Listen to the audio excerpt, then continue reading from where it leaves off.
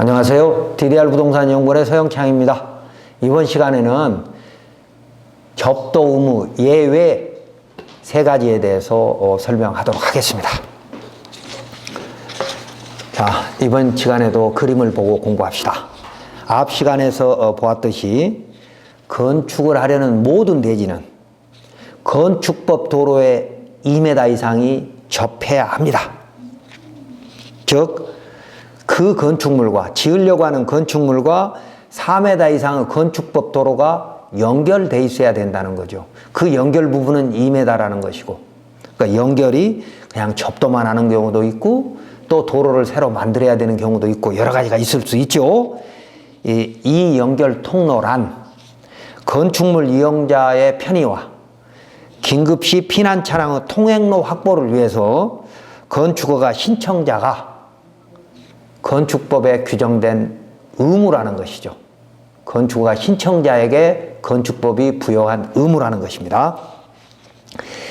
이 통로는 자, 대지 1번처럼 그림 윗분에 너비 4m 이상의 건축법 도로가 있으니까 그 건축법 도로 2m 이상이 접해 있으면 간단한 것이죠. 나머지는 건축사가 이제 알아서 해주는 것이고, 대지 2, 3, 4번처럼 허가 신청자가 막다른 도로를 이용해서 지금 4m 이상의 건축법 도로하고 연결하는 이런 대지가 있을 수 있고요. 이 막다른 도로에는 건축허가 시에 건축법 도로로 지정된 현황도로도 있고, 그러니까 현황도로가 건축법 도로로 지정되면 건축법 도로로 되는 것이죠. 건축법 도로도 있고, 또 건축법 도로로 지정되지 않은 현황도로가 있는데 그 현황도로가 건축법 기준에 맞으면 사용승낙을 받아서 건축법 도로로 지정해달라고 요청하면 되는 것이죠. 그게 예정도로고. 그런데 만약에 이 그림 맨 위에 있는 그 대지 1과 연결된 4m 이상의 도로가 도시계획 시설 도로처럼 2차선으로 약 8m 정도 하스콘 포장이 잘 돼 있는데 건축법 2조 1항 11호 감옥에 국토계획법에 의한 도시계획 시설로 만들어진 법정도로가 아니고 남호구 건축허가 시 허가권자가 지정한 위치를 지정 공고한 건축법 지정도로도 아니라면 이게 문제입니다. 그러니까 건축법 도로는 어찌 되어 있느냐? 너비 4m 이상의 보행과 자동차 통행이 가능한 법정도로와 지정도로 두 가지로 되어 있는데 하스콘 포장은 2차선으로 잘 되어 있어요. 그러니까 너비 한 6m 이상 한 8m 사이에 하스콘 포장이 잘 되어 있는데 그 도로가 어떻게 해서 만들어졌는가를 봤더니 감옥의 법정도로, 그러니까 국토계획법, 도로법, 사도법, 기타 관계법의 법령에 의한 법정도로도 아니고 남옥의 건축허가를 누가 건축허가를 받으면서 허가권자인 시장 군수한테 요청해서 시장 군수가 건축법 도로로 지정한, 우리는 이걸 보고 지정도로라고 하죠. 지정도로도 아닌데 하스콘 포장이 2차선 잘 돼 있는 도로가 있단 말입니다. 그러면 건축법 도로가 아니죠. 하스콘 포장은 돼 있지만 건축법 도로는 아니라고요. 법정도로도 아니고 지정도로도 아니면 건축법 도로가 아니에요. 자, 그러면 이것이 곧바로 건축허가 될 수 없는 것이죠. 자, 이런 게 해당 건축물의 출입에 지장이 없다라고 하는 것 중에 하나인데, 자, 1번이 만약에 1번의 대지가 4m 이상이긴 하나 건축법 법정도로나 지정도로가 아닌 하스콘 포장일 때는 곧바로 허가가 나지 않을 수도 있어요. 그래서 그 부분에 대해서는 허가 담당 공무원이 공부를 많이 한 사람 같으면 해당 건축물이 출입에 지장이 없습니다라고 해서 곧바로 건축허가를 해줄 수 있는데 그렇지 않으면 어떻게 해요? 그 도로 소유자의 사용승낙을 받아서 건축법 도로로 지정되지 않으면 건축허가 못 해준다라고 주장할 수 있다는 겁니다. 그건 명백하게 잘못된 것이지만 그건 또 다음 시간에 설명하기로 하고, 다음 두 번째, 대지 3, 4, 5번은 현황 도로에 접해 있지만 그 현황 도로는 건축법 도로가 아니기 때문에 건축 허가를 해줄 수도 없죠. 그래서 허가권자는 허가 신청자에게 그 현황 도로 소유자의 사용 승낙을 받아서, 즉 건축법 45조 1항에 의해서 이해관계인의 동의를 받아오라고 하여서 그 현황 도로를 건축허가 시에 건축법 도로로 지정하면서 건축허가를 해줄 수밖에 없는 것이죠. 자, 그래서 이 현황 도로에 대해서 이제 보도록 하면, 자, 건축법 44조에 대지는 2m 이상이 도로에 접해야 한다. 2m 이상이. 그러니까 건축법 도로, 4m 이상은 건축법 도로에 2m 이상이 접해야 되는 것이 원칙인데, 예외적으로 세 개 예외 사항이 있는데 세 가지를 보면, 이 현황 도로, 그러니까 대지 3, 4, 5번을 말합니다. 대지 3, 4, 5번의 밑에는 현황 도로에 접해 있는 거죠. 3, 4, 5번은. 그런데 이 현황 도로는 국공유지일 수도 있고 타인 소유일 수도 있습니다. 이 현황 도로 소유자가 개인일 수도 있고 국가나 지자체일 수도 있는데, 이 도로를 주민이 오랫동안 사용해서 그 도로 소유자의 민법 211조에 의한 배타적 사용 수익권이 포기 또는 제한된 것이 명백하다면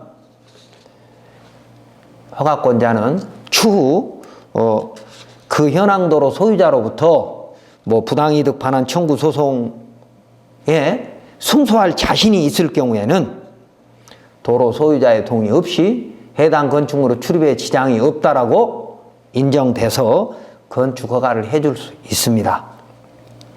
그러나 자신이 없으면 안 되는 것이죠.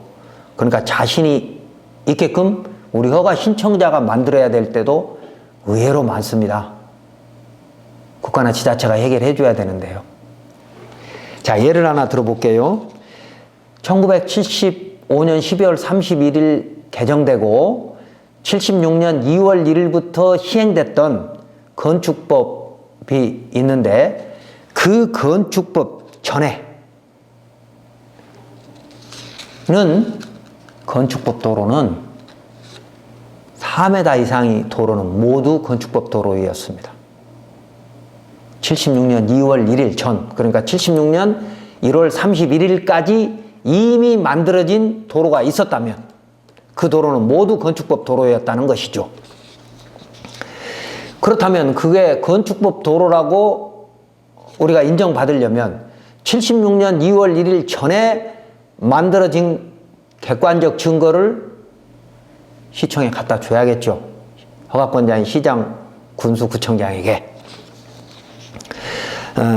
그러면 이 객관적인 증거가 될 수 있는 거라고 하는 건 왜 그 도로가 만들어졌는지 우리는 조사를 할 수밖에 없는 것이죠. 그래서 그걸 이제 건축법 지정 도로가 아니니까 그 도로 소유자의 사용 승낙이 반드시 필요하다고 해석하는 것도 잘못된 것이지만, 76년 2월 1일 전에 만들어진 건축법에는 4m 이상의 도로는 모두 건축법 도로라고 했으니까 사용락이 필요 없는 거죠. 그런데 이런 규정을 제대로 이해하지 못한 허가 공무원도 있을 수 있습니다. 자, 그래서 이런 상황, 이런 때는 건축법 부칙 2조와 당시 개정된 건축법 부칙 2조와 그 부칙 2조에 대한 대법원의 판결문 안에 보면 이런 법 조문에 대한 해석이 들어있고, 그걸 보고 우리는 유권 해석이라고 말하죠. 그러니까 건축법에 대한 유권 해석을 판결문을 갖다 주거나 아니면 법제처에서도 그렇게 유권 해석을 하고 있거든요. 그런 근거를 잘 활용해서 허가 담당자에게 제출을 해서 해결을 해야 될 텐데, 이런 경우를 포함해서 건축법 44조 단서에는 세 가지 접도 예외가 있습니다. 첫 번째는 금방 설명드린 대로 해당 건축물 출입에 지장이 없다고 인정되는 경우인데, 인정이 되는지 안 되는지는 허가권자가 판단하는 것이잖아요. 법조문은 여기까지예요. 법조문은 추상적이니까 그 구체적인 사례에 적용하기 위해서는 허가권자 또는 허가 담당 공무원의 정확한 해석이 필요한데, 국토부에서 하급 기관에 그런 어떤 지침이나 해설서를 만들어서 내려 보내주었다면 문제될 것이 없는데, 해당 건축물의 출입에 지장이 있는지 없는지는 상급기관인 국토부에서 알 방법이 없잖아요. 그러니까 지침서에다 제대로 구체적으로 설명을 할 수가 없죠. 그러다 보니까 어떻게 돼요? 현장에 있는 허가 공무원이 법조문을 정확히 이해하고 허가 신청자인 국민 또는 주민의 사유재산권을 보호하겠다는 그런 마음이 잘 돼 있는 사람은 공부해서라도 이건 해당 건축물 출입 지장이 없으니까 허가해주면 된다. 건축법 도로가 아니더라도 이미 그 현황도로 소유자의 배타적 사용 수익권의 포기 또는 제한이 명백하다. 그리고 76년 2월 1일 전에는 법률로 법 규정에 의해서 이미 건축법 도로라 규정되어 있으므로 건축법 도로로 지정된 근거가 없어도 해당 건축물의 출입에 지장이 없다라고 인정해야 한다라고 해야 되는데 쉽지 않아요. 그리고 두 번째 접도 의무 예외는 관계 법령에 따라 건축이 금지되고, 관계 법령에 따라 금지되는 겁니다. 그냥 막연히 내가 저건 금지될 거다, 금지된 거 아니냐, 이건 아니죠. 그것도 법조문을 찾아서 또 그 법조문에 대한 유권 해석을 찾아서 담당 공무원을 설득해야 됩니다. 관계 법령에 따라 건축이 금지되고 공중 후 통행에 지장이 없는 공지로서 허가권자가 인정하는 걸 말한다 그랬어요.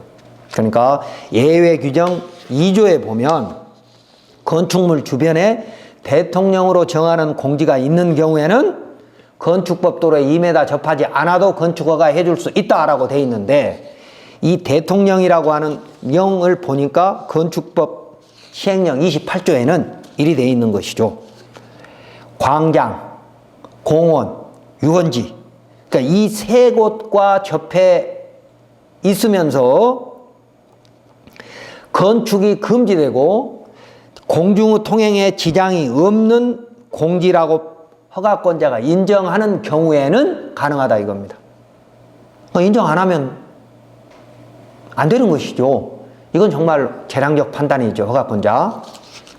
그래서 사실은 이 법조문을 허가 담당자인 공무원한테 설득하기는 쉽지 않습니다. 그래서 건축 허가의 진입로가 쉬운 것 같지만 생각보다 어려운 것입니다. 어쨌든 나는 건축법 도로, 가모구 도로든 나모구 도로든 도로에 2m 이상이 접해 있는 상황은 간단한 거고요. 진입로 뭐 걱정 안 하셔도 되는 거고.